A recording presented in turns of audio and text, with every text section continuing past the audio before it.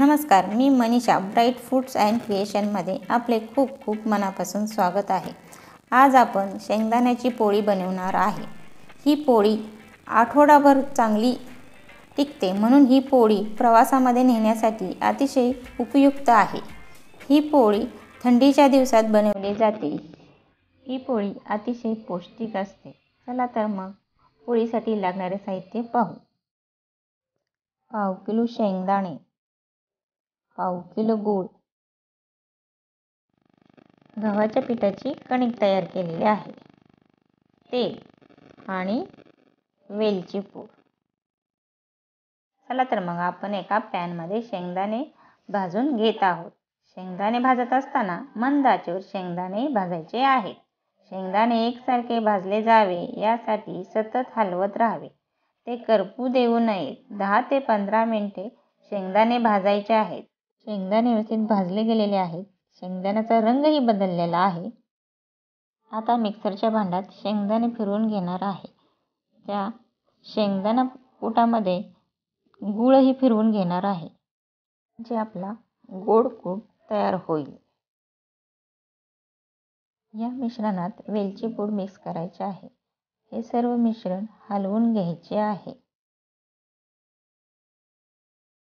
हाताला पीठ लावून कणकेचा एक गोळा तयार करून घ्यायचा आहे। गोलाकार गोळ्यामध्ये आपले शेंगदाण्याचे सारण भरायचे आहे। हलक्या हाताने त्यामध्ये दाबायचे आहे। हळूहळू गोळ्याचे तोंड बंद करायचे आहे। गोळा चपटा करायचा आहे। अलगद हाताने पोळी लाटायची आहे। दोन्ही बाजूनी पोळी लाटायची आहे। पोळीतील सारण पोळीच्या काठापर्यंत गेले पाहिजे, अशा पद्धतीने पोळी लाटायची आहे। ही पोळी सुद्धा पुरणपोळीसारखीच अलगद लाटायची आहे।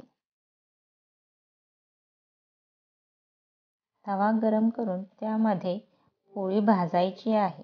पोळी भाजत असताना दोन्ही बाजूनी खमंग भाजायची आहे।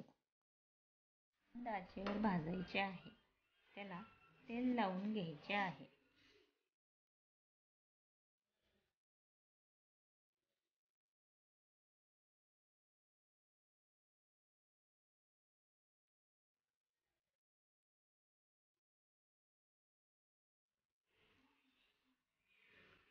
आपली पोळी खमंग भाजली गेली आहे। अशा पद्धतीने सर्व पोळ्या भाजायच्या आहेत। त्या आपण तुपासोबत खाऊ शकतो। अशा प्रकारे आपल्या सर्व पोळ्या तयार आहेत। प्लीज लाईक करा, शेअर करा, सबस्क्राईब करा आणि बेल आयकॉनचे बटन प्रेस करायला विसरू नका। वेळात वेळ काढून माझी रेसिपी पाहिल्याबद्दल धन्यवाद।